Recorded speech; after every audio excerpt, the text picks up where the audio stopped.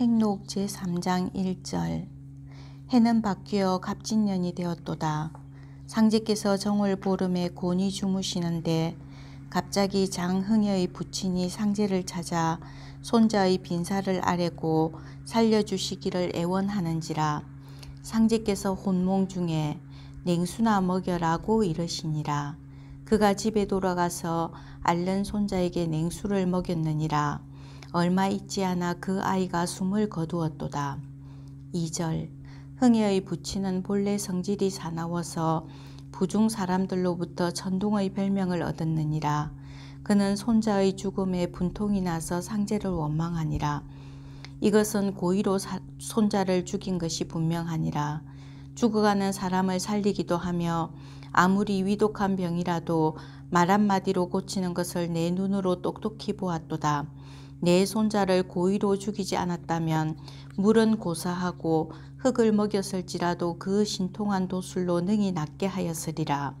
그는 분노에 못 이겨 몽둥이를 들고 와서 상제를 난타하니 상제께서 유혈이 낭자하니라. 그제서야 상제께서 무엇인가를 깨달으시고 일어나려고 하시니라. 이때 그는 살인범이라고 소리치며 상제를 결박하여 장방으로 끌고 가다가 갑자기 결박을 풀면서 이것이 다 나의 잘못이니다. 어린애가 급병으로 죽은 것을 어찌 선생님을 원망하리요. 뉘우치듯이 말하고 옛정으로 돌아가시기를 원하며 자기 집으로 동행하시자고 권하는지라. 상제께서 듣지 않으시고 서원규의 집에 가셔서 그날 밤을 지내시고 이튿날에 전주 이동면 이직부의 집으로 가셨도다. 3절. 흥예의 부친이 상제를 장방으로 끌고 가다가 돌려보낸 것은 상제께서 백남신으로부터 받으신 돈 증서를 가지고 계심을 알고 돈을 청구하려는 속셈에서였도다. 상제께서 그 속심을 간파하시고 흥예의 집으로 따라가지 않으셨도다. 4절. 다음 날에 흥예의 부친은 상제를 서원교의 집에서 찾았으되 허탕을 치니라. 그는 또 화가 치밀어 상제가 사람을 죽이고 도망을 쳤다고 마구 짓거리면서 상제가 계실 만한 곳을 여기저기 찾으니라. 그는 상제를 찾다 못 찾으니 상제의 식구들을 전주군 난전면 화정리에서 찾고 행패를 부렸도다. 이때 상제의 가족은 이곳에 있는 이경호의 좁은 방에 이사하여 살고 있었도다. 5절. 김영렬은 흥여의 부친의 행패를 전혀 모르고 상제의 소식을 듣고자 화정리에 왔도다. 그를 흥여의 가족들이 결박하여 서원규의 집에 끌고 가서 상제가 계신 곳을 대라고 족치는지라. 서원규, 김영렬은 상제께서 가신 곳을 몰라 그 가족들로부터 구타만 당하였도다. 6절. 이로 인하여 상제의 가족은 화를 피하여 태인 굴치로 가고 형렬은 밤중에 피하고 원규는 매일 그들의 행패에 견디다 못 견디어 약국을 폐쇄하고 가족과 함께 익산으로 피하였도다. 7절. 상제께서는 장흥애의 변에 제하여 부친의 소실인 천원 장씨에게 술을 빚으라고 이르시고 누구든지 술을 먼저 맛보지 말라고 당부하시니라. 어느 날 상제의 부친이 오시자 장씨는 상제께서 하신 말씀을 잊고 우술을 먼저 떠서 드리니라. 얼마 후에 상제께서 돌아오셔서 술에 먼저 손댄 것을 꾸짖으시고 가족들이 급히 피하여야 화를 면하리라 말씀하시고 나가셨도다. 흥의 가족들이 달려와 장씨에게 상제의 모친이냐고 추궁하자 장씨가 당황하여 내가 바로 모친이라 하니 흥의 가족들은 욕설을 퍼부으면서 강제로 모친을 앞세우고 자기 집으로 끌고 가서 수없이 구타하니 이때 난 모르는 백발 노인이 옆에 서 있다가 말하는도다. 자식의 잘못으로 부모에게 폭행한다는 것이 사람으로 할 짓이냐고 꾸짖자 그제야 흥의 부자가 물러가니라. 그들이 떠나간 후 겨우 장씨는 정신을 되찾고 집에 돌아왔느니라. 얼마간 지나서 상제께서 장씨에게 들러 그 심할 이야기를 들으시고 생지황의 즙을 내어 상처에 바르라고 말씀하시니 장씨가 그대로 행하니 그날로 몸이 회복되었도다. 8절 어느 날 종도들이 상제를 배웠고 상제의 권능으로 어찌 장효순의 난을 당하셨나이까 하고 여쭈니라. 상제께서 교중이나 가중에 분쟁이 일어나면 신정이 문란하여지나니 그것을 그대로 두면 세상에 큰 재앙이 이르게 되느니라. 그러므로 내가 그 기운을 받아서 재앙을 해소하였노라고 이러셨도다.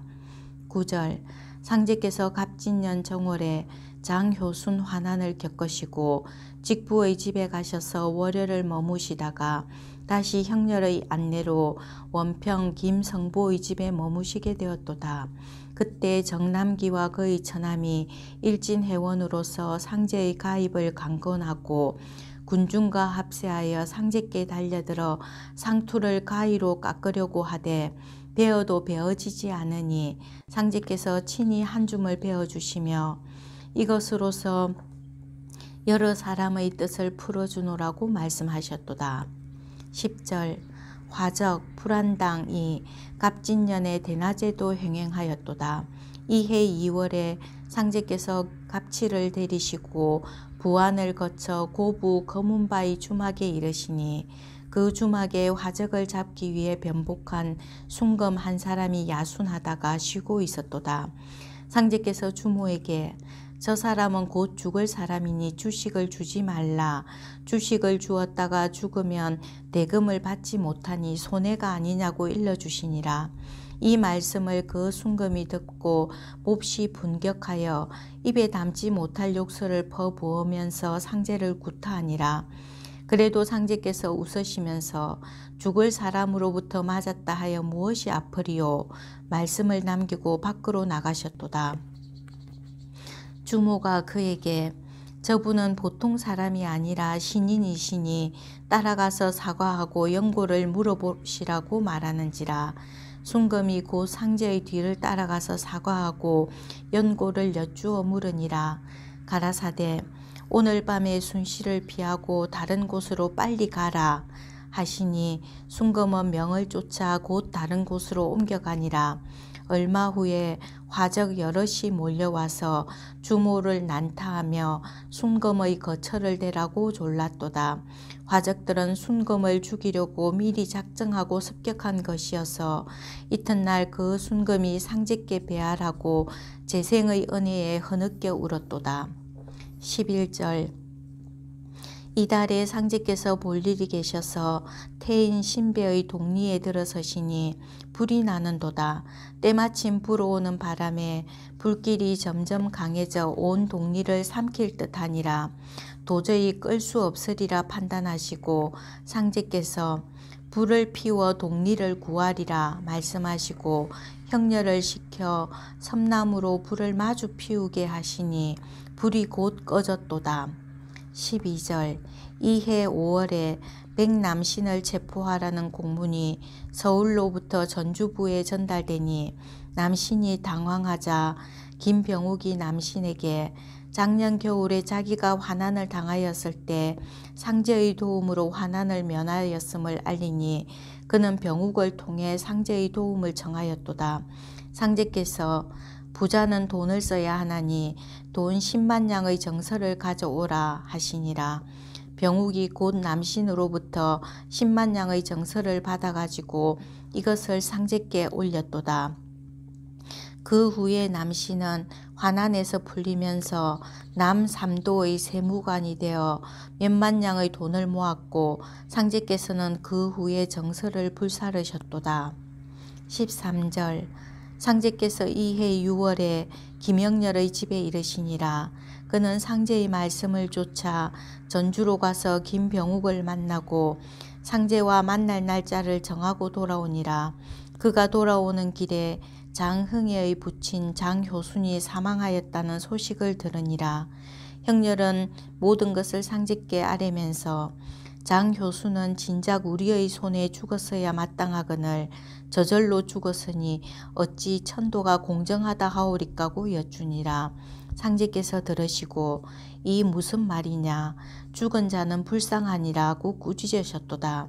그 이튿날 상제께서 병욱과의 약속이 있으심에도 전주부로 가시지 않고 형렬을 이끌고 고부로 향하시는지라. 형렬이 이상하게 생각되어 상제께서 병욱과의 약속을 어기시는 이유를 여쭈었으나 상제께서 웃으시며 대답을 하시지 않았도다. 14절 일진해와 아전의 교쟁이 전주에서 갑진년 7월에 있었도다. 최창권이란 사람이 분해의 아전을 모아 일진의 타도의 의병을 일으키고자 각 군, 각 면으로 통문을 보냈도다. 상제께서 이 소식을 전해 들으시고 어렵게 살아난 것이 또 죽겠으니 그들을 내가 재생하리라 하시니라.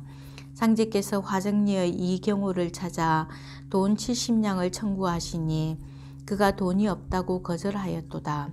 부득이 다른 곳에서 돈 7냥을 구하여 가지시고 이 돈이 능히 70냥을 대신하리라 말씀하셨도다. 상제께서 형렬을 대동하시고 용머리 주막에 돌아오셔서 많은 사람을 청하여 술을 권하여 나누시고 난 후에 종이에 글을 쓰고 그 종이를 여러 쪽으로 찢어 노끈을 꼬아서 그 주막의 문돌저기와 문고리에 연결하여 두시니라. 그날 오후에 아전과 일진회원 사이에 화해가 이룩되니 일진회원들이 사문을 열고 입성하니라. 이 일에 상제께서 소비하신 돈이 연량이었도다. 가라사대 고인은 바둑 한 점으로서 군병 100만 명을 물리친다 하나 나는 돈 연량으로서 아전과 일진회의 싸움을 말렸느니라 하셨도다. 15절 이후에도 얼마간 상제께서 그 주막에 머무르셨도다. 밤마다 분해의 순검들이 순회하면서 사람들을 조사하여 일진회원을 색출하는지라. 상제께서 일진회원에게 그대들이 이같이 고난을 겪기만 하고 벗을 줄을 모르니 무슨 일을 하느뇨. 내가 그대들을 위하여 관부의 조사를 면케하리라 말씀하시니 이로부터 그렇게 엄격하던 쥐체가 풀렸도다.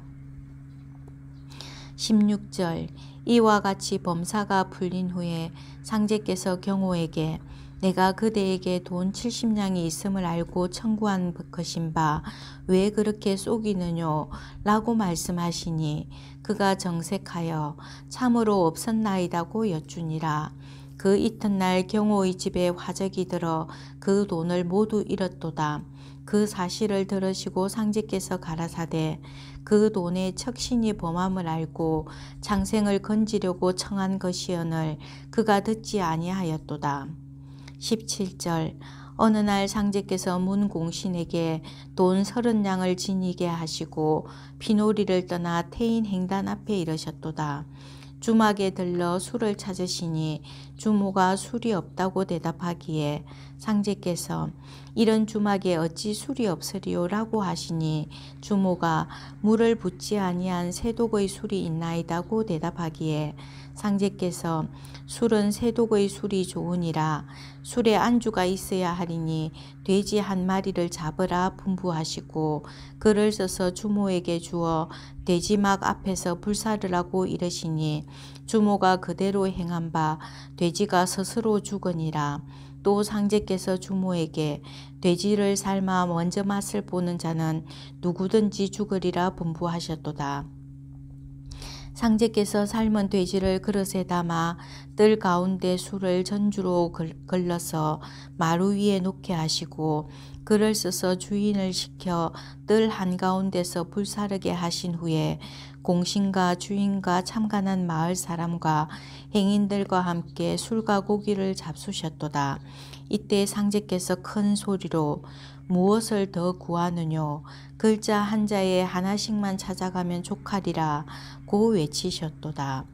18절 그 이튿날 아침에 공신이 술과 고기 값으로 30성냥을 몽땅 갚은 뒤에 상제께서 공신을 데리고 행단을 떠나 솔밭 속으로 지나시다가 갑자기 큰 소리로 이놈이 여기에 있도다 하시는도다. 공신이 놀라서 옆을 보니 동자성만이 서 있도다.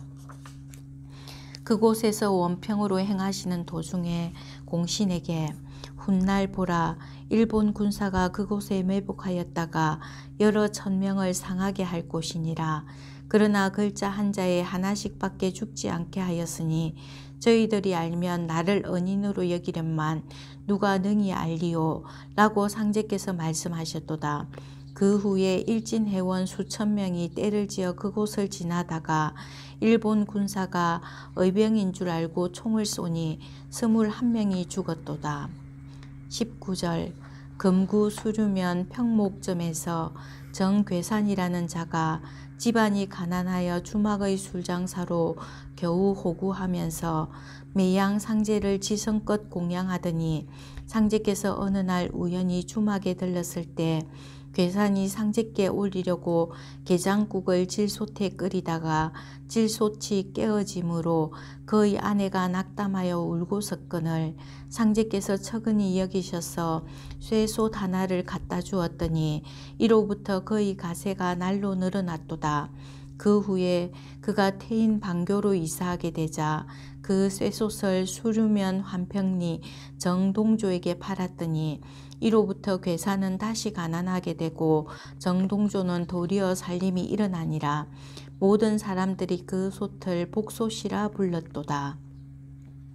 20절 상제께서 부안을 거쳐서 고부 입성리 박창국의 집에 이르러 수둥다리병으로 며칠 동안 신고하셨도다. 이때 상제의 누이가 되는 창국의 부인이 맨발로 풀밭에 다니는 것을 보시고 이 근처에 독사가 있으니 독사가 발을 물면 어찌하느냐고 걱정하시고 상제께서 길게 휘파람을 부시니 큰 독사 한 마리가 담장 밖의 풀밭에서 뜰 아래로 들어와 머리를 드니라. 이때 창국이 바깥에서 들어오다가 독사를 보고 크게 놀라서 짚고 있던 상장으로 뱀을 쳐 죽였도다.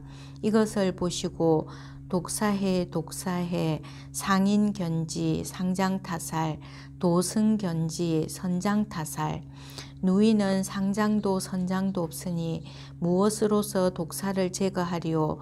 라고 말씀하시고 누이가 맨발로 땅에 묻어있는 피를 밟으면 해를 볼까봐 손수 그것을 밟아서 도끼를 제거하셨도다. 21절 8월에 김형렬이 입성리에 계시는 상제를 배알하고자 찾았도다. 상제께서 수둥다리병이 다소 회복되었으므로 형렬의 안내로 하루 20-30리씩 걸어서 함열 회선동의 김보경의 집에 이르셨도다. 22절 상제께서 언제나 돈 한두 냥을 몸에 지니고 다니셨도다.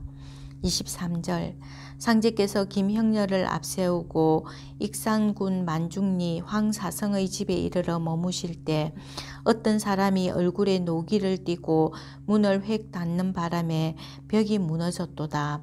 이것을 보시고 고 상제께서 같은 동리의 정춘심의 집에 옮기시니라. 황사성의 부자가 춘심의 집으로 상제를 배우고자 와서 전말을 아뢰니라.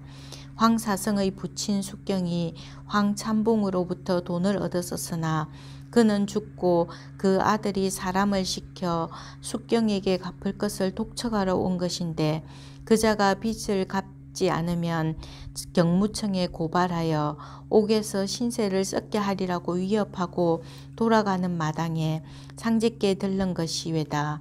이 말을 들으시고 상제께서 벽을 무너뜨렸으니 그 일은 풀리리라. 삿갓 한 입과 필목 한 필을 사오라.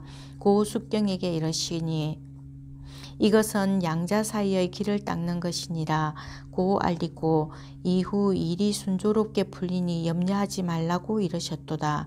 연말에 순검이 채무관계로 숙경을 잡으므로 숙경이 순검에게 채권자의 집에 들러주시기를 간청하니 순검이 그 채권자의 집에 데리고 가니 참봉의 아들이 숙경이 잡혀온 것을 보고 hir난하거늘 그 아들의 어머니는 아들을 불러 저 어른은 너희 부친의 친구이신데 내가 차마 그분을 옥에 가두게 하다니 금수와 같은 행위를 하려고 하느냐고 책망하면서 아들로부터 정서를 빼앗아 불살랐도다. 24절 갑진년에 도적이 함열에서 성하였도다. 주민들이 공포에 떨었거니와 김보경도 자기 집이 부자라는 헛소문에 매우 신경을 쓰고 있었느니라. 이해 9월 중순경에 상제께서 함열 회선동 김보경의 집에 오셨도다.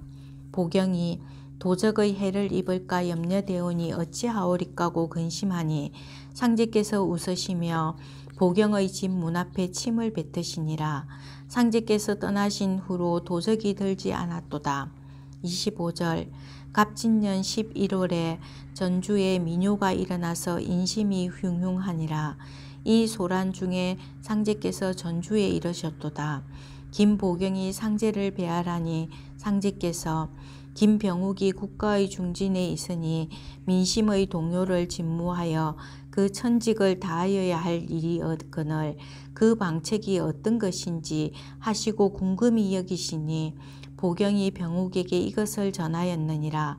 병욱은 나의 힘으로 물 끓듯 하는 민요를 직무할 수 없으니 상제의 처분만을 바라옵니다. 고 말씀드렸도다. 상제께서 보경으로부터 사정을 알아차리시고 웃으시기만 하시니라. 이날 밤에 눈비가 내리고 몹시 추워져 노영에 모였던 민중은 내리는 눈비와 추위에 견디지 못해 해산하고 사흘 동안 추위와 눈비가 계속 내리므로 민중이 다시 모이지 못하니 민요는 스스로 가라앉았도다. 26절 상제께서 섣달에 원평에 와 계셨을 때에 박재빈이 전라도 전주에 출두하고 군수 권직상이 파직될 것이란 소문이 떠돌므로 김병욱도 전주 군장교에 있는 신분으로서 일이 어찌 될까 염려하여 상제를 찾아뵈었고 걱정하니 상제께서 근심하지 말라 무사하리라고 일러주셨도다. 며칠 후에 박 의사가 전주부에 들어섰으나 그의 명관 비훈이 전주부에 내려오므로 상제의 말씀대로 일은 무사하였도다. 27절 상제께서 을사년 김보경의 집에서 종도들에게 소시에 지은 글을 외워주셨도다. 울레중석 하산원 장득적추 고목추 상심현포 청한구 석골청산 수락추 천리호정 고도원 만방춘기 일광원 시절화명 3월우 풍류주세 백년진 풍상연력 수지기 호해부유 아득안 구정만리 산하우 공덕천문 1월처 또 하나를 외우셨도다. 4.5세무 현관 설령 생유학 사학생 2.30 불공명 자손 입서 방출석사 28절 상제께서 을사년 봄 어느 날 문공신에게 강태공은 72둔을 하고 음양둔을 못하였으나 나는 음양둔까지 하였노라고 말씀하셨도다. 29절 상제께서 금산면 용화동의 주막에 들르셔서 술을 잡수시려고 하였으나 술이 없었기에 술을 빚었던 항아리에 물을 부으시고 손으로 저으신 후에 마시고 또 종도들에게도 나눠주시니 그 맛이 꼭 본래의 술맛과 다름이 없었느니라. 이 일은 병오년 정월에 있었도다. 30절 김갑칠이 친산을 멸리하려고 모든 기구를 준비하였더니 상제께서 내가 너를 위하여 멸리하여 주리라 하시고 준비한 모든 물품을 불사르시고 난 뒤에 그 죄를 앞내에 버리고 하늘을 쳐다보라 하시니 갑칠은 이상한 기운이 북쪽에서 남쪽으로 뻗치는 것을 보았도다. 31절 상제께서 어느 날 류찬명과 김자현 두 종도를 앞에 세우고 각각 10만인에게 포득하라고 말씀하시니 찬명은 곧 응낙하였으나 자현은 대답하지 않고 있다가 상제의 재촉을 받고 비로소 응낙하느니라. 이때 상제께서 내가 평천하할 터이니 너희는 치천하하라. 치천하는 50년 공부이니라. 매인이 6명씩 포득하라고 이르시고 또 내가 태을주와 운장주를 벌써 시험해 보았으니 김병욱의 액을 태을주로 풀고 장효순의 난을 운장주로 풀었느니라고 말씀하셨도다. 32절 상제의 부친께서 이해 7월 초에 동국에 가서 상제를 찾으니라. 부친은 형렬의 안내로 인피 군둔리 김성화의 집에 인도되었으나 며칠 전에 군항으로 떠나 상제께서 계시지 않았으므로 다시 뒤를 쫓아 군항에서 상제를 배웁게 되었도다.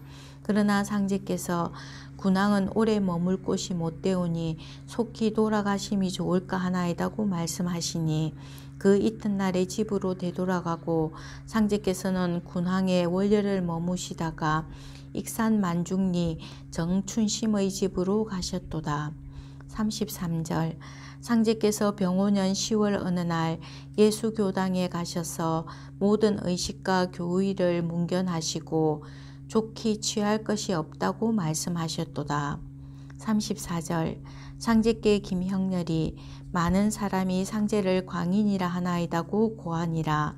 이 말을 들으시고 상제께서 거짓으로 행세한 지난날에 세상 사람이 나를 신인이라 하더니 참으로 행하는 오늘날에는 도리어 광인이라 이르노라고 말씀하셨도다. 35절 상제께서 정민년의 원일에게 내가 4월 5일에 태인으로 갈 터이니 내가 먼저 가서 사관을 정하고 기다리라고 이르시고 원일을 보내셨도다.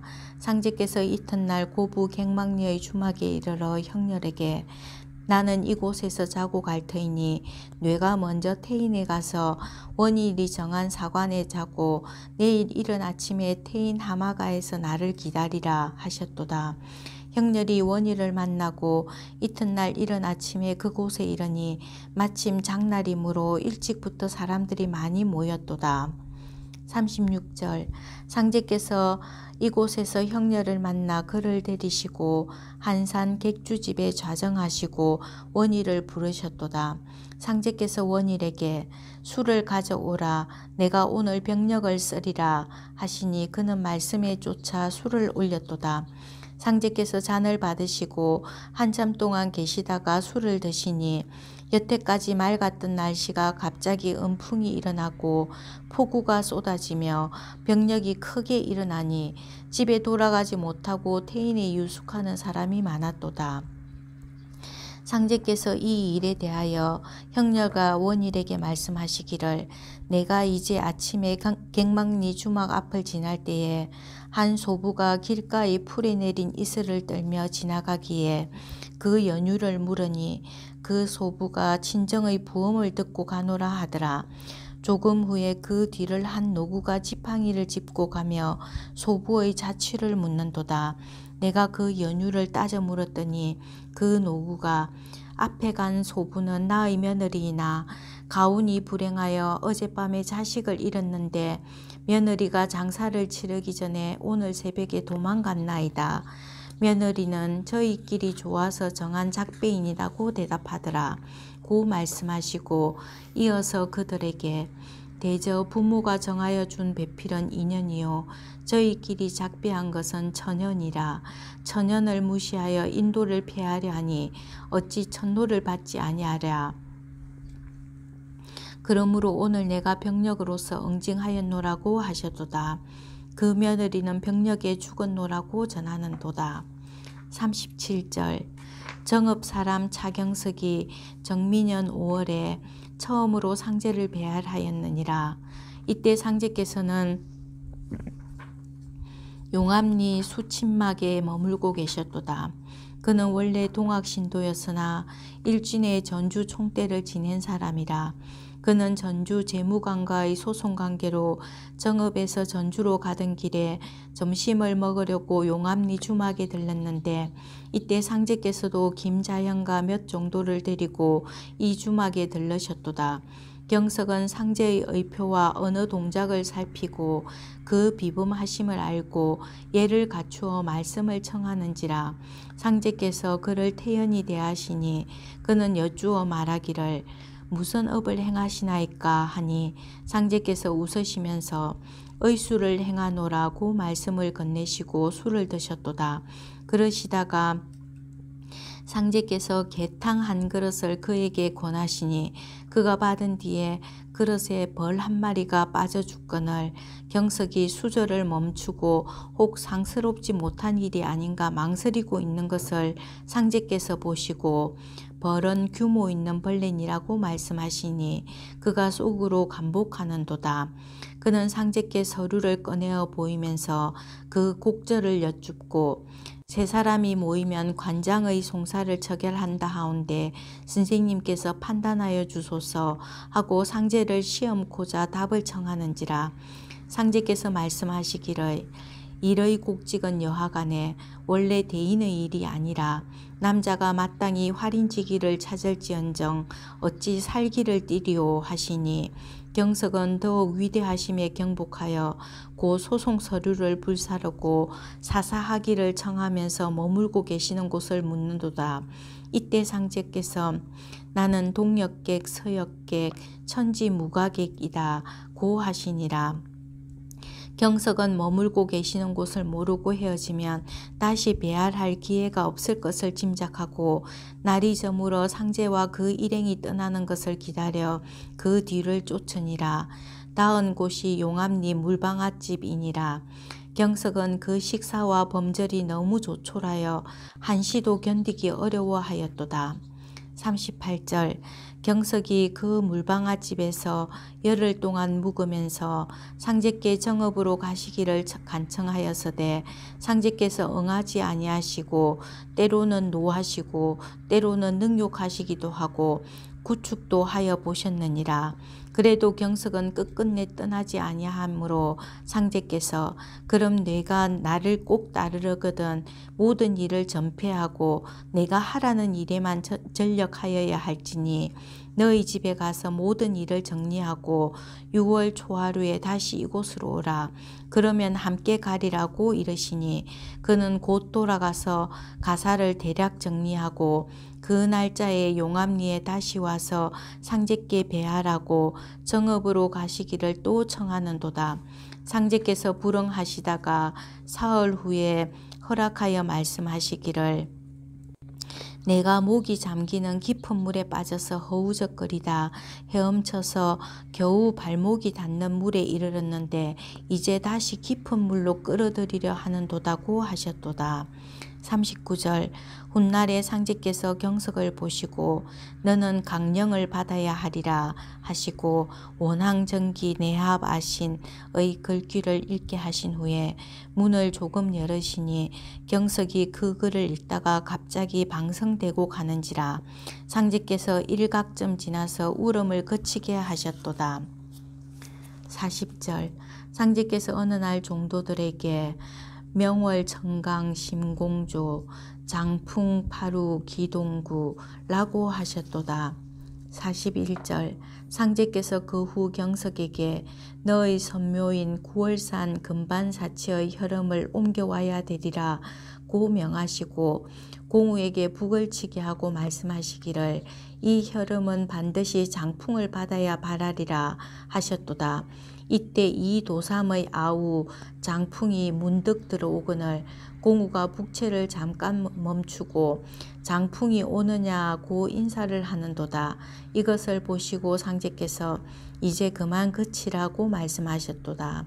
42절 상제께서 어느 날 이 도삼에게 글 석자를 부르게 하시니 그가 천지인 석자를 불렀더니 상제께서 천상무지천 지하무지지 인중무지인 하처귀라고 그에게 읊어주시니라. 43절 어느 때 고양이를 보시고 취령미온 전신모 란심상제 불경인 신례성구 삼천리 안변서 천십이시 라고 지으셨도다. 44절 6월 어느 날 신경원이 태인에서 사람을 급히 보내어 순금이 날마다 저희 집에 와서 상제의 계신 곳을 묻는다는 소식을 전하게 하였도다. 상제께서 그 사람을 보고 급한 일로 오는 사람이 도중에서 지체하다가 늦어진 것은 무슨 일이뇨 꾸짖으시니 그 사람이 대답하기를 오는 길에 당화주역으로 운명을 비판하는 자가 있으므로 잠깐 지체되어 사오니 용서하소서 하니 상제께서 곧 글을 써주시며 이 글을 경원에게 주고 보고 난 후에 곧 불사르라 이르시니 그 글은 이러하니라. 천용우로 지박적 필요 만방지원 지용수토 지박적 필요 만물지원 인용 덕화지박적 필요 만사지원 천용 지용 인용 통제어심 심야자 귀신지 축이야 문호야 도로야 개패축이 출입문호 왕래도로신 혹유선 혹유악 선자사지 악자계지 오심지 축이 문호 도로 대어천지 45절 상제께서 태인 김경언의 집에 여러 날 머무르시다가 평상시와 달리 좁은 길로 그것을 떠나셨도다. 읍내 무례한들이 모여서 강증사는 요술로서 사람을 속이니 우리가 혼을 내어주자고 음모하고 상제께서 떠나실 때를 기다려 습격하려고 길가에 매복하였으나 상제께서는 미리 아시고 다른 좁은 길을 택하신 것이로다. 46절 김덕찬의 누이동생 집에서 묘제가 있었던 바 덕찬이 상제께 매가에 가셔서 잡수시기를 청하므로 상제께서 나의 술을 먼저 마시라 하시니 그가 무슨 술이 없나이까고 여쭈니 좀 기다려 보라 하시니라. 얼마 후에 공우가 삶은 닭과 술을 가져와서 상제께 드리니 이에 덕찬이 감복하여 술을 마셨도다.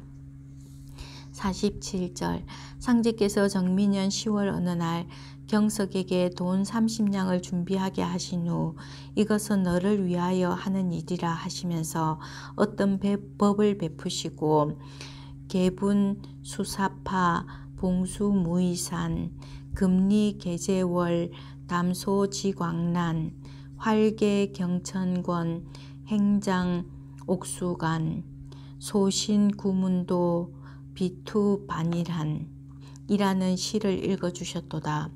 48절 상제께서 김형렬을 보고 폐이다구 성금갑 퇴옥 무원 사철성을 외워주셨도다. 49절 또 상제께서 이해 겨울에 그에게 잘 기억해 두라고 이러시면서 시를 외우셨도다.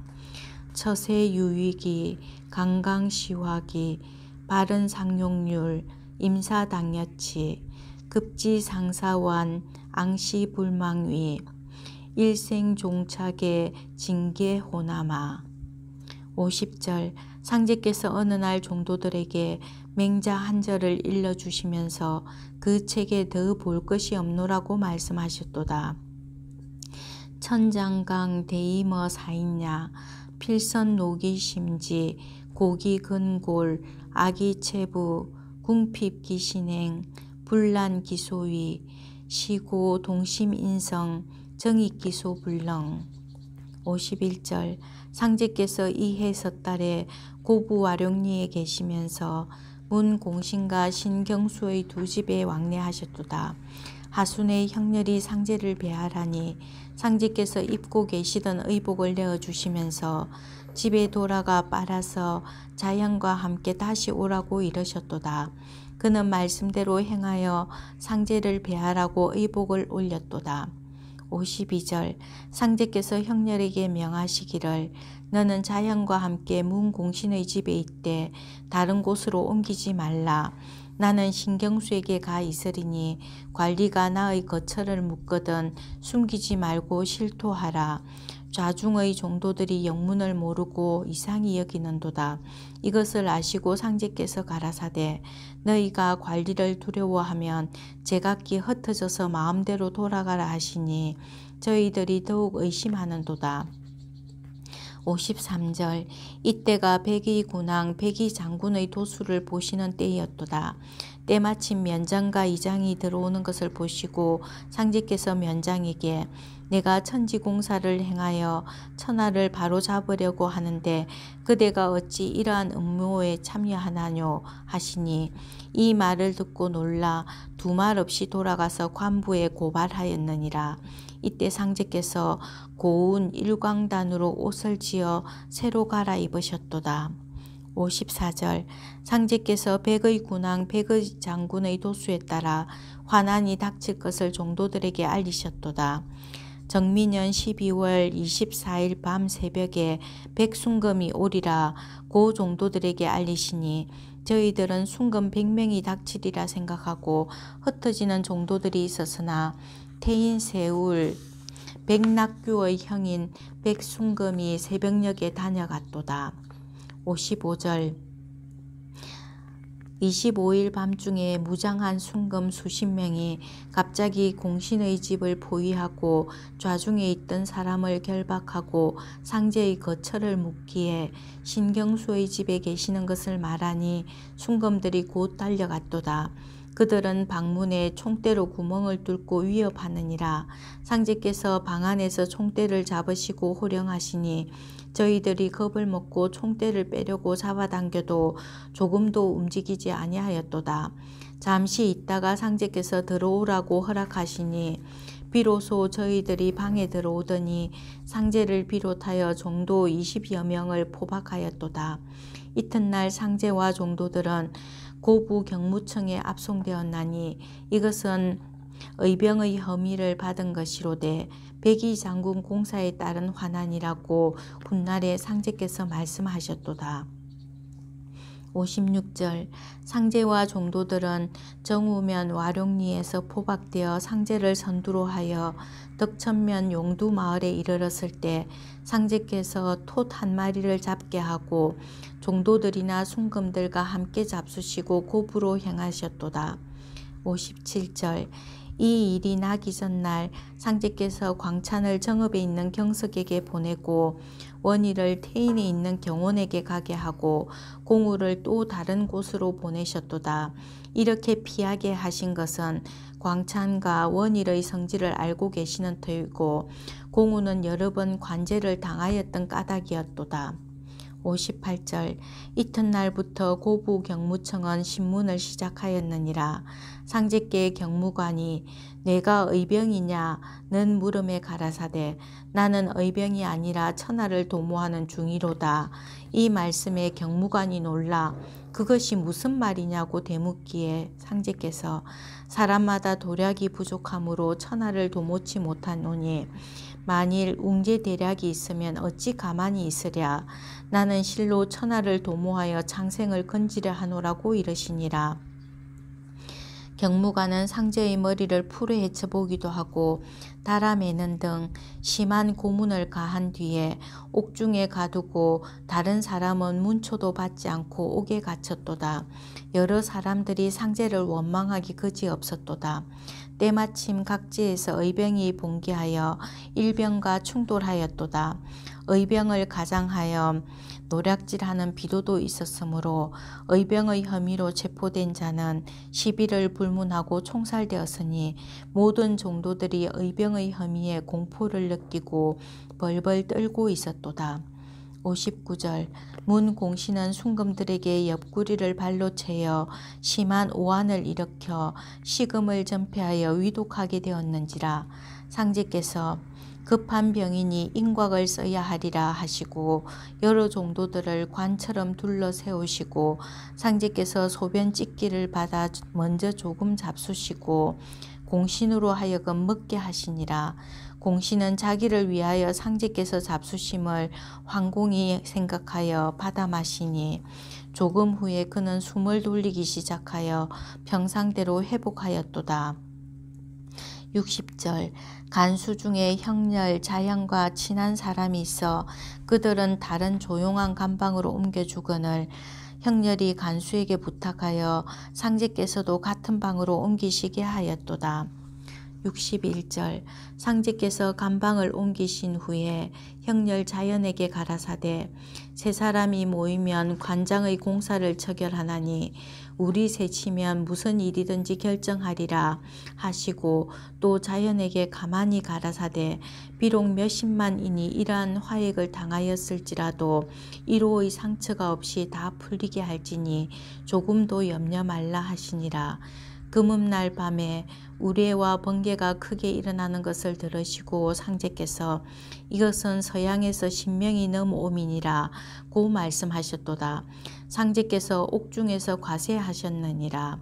62절 무신년 원조에 경무관이 죄수에게 주식을 한 상씩 나누어 주기에 모든 종도는 주식을 나누어 주니 이제 죽이려는 것이로다.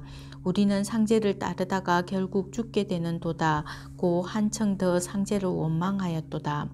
63절 이날에 눈이 많이 내리고 날씨가 냉혹하였도다. 이것은 대공사를 처결한 까닭이노라 하시니라. 경무관이 여러 사람을 취조하여도 아무 증거가 없으므로 상제를 광인으로 취급하여 옥중에 남기고 정월 10일에 옥문을 열어 여러 사람을 석방하였도다. 64절 추록한 종도들은 제각기 집에 돌아갔으나 경석은 고부에 와서 상제의 추록을 2월 4일 경칩일까지 기다려 상제를 맞이하여 객망리 본댁으로 모시고 형렬은 상제께서 추록하심을 듣고 그제야 안심하고 동곡으로 돌아갔도다. 65절 환난이 있은 후 어느 날 상제께서 문 공신의 집에 가시니 공신이 불쾌한 어조로 불평을 털어놓으니라. 일전에 고부 음식점의 주인이 나에게 와서 외상으로 달린 주식대를 갚으란 독촉을 하였는데 생각한데 고부 화익 때 가지고 갔던 백목과 돈을 흩어버리지 않으시고 그 음식값을 갚지 아니하셨나이까. 상제께서 묵묵히 들으시고 가라사대 내 말을 들으니 그러하리로다. 순창 농암에 사흘 동안 계속 머물면서 너를 만나 여러 가지 큰 공사를 참관케 하였고 또한 고부 도수에 감당할 사람이 마땅치 않아 내게 주인을 정하여 독조사 도수를 붙였노라. 진주 노름에 독조사라는 것이 있으니 남의 돈을 따보지도 못하고 제 돈만 잃고 바닥이 난 후에야 개평을 뜯어가지고 새벽녘에 본전을 회복하는 수가 있음을 말함이니라. 고부에서 음식값을 말한 일이 있었으나 그 돈을 쓰면 독조사가 아니니라. 그때 내가 꼭 돈이 있어야 되겠다고 했으면 달리 주선이라도 하여 주었으리라 하시니 공신이 잠잠히 듣고만 있다가 여쭈기를 일이 그와 같을진데 그만두사이다 하니라. 상제께서는 동곡으로 돌아가셨도다. 66절 고부 화익 때 체포되었던 20여 명의 종도 중에 김형렬, 김자연 두 사람밖에 남지 않고 다 각기 흩어져 집으로 돌아갔도다.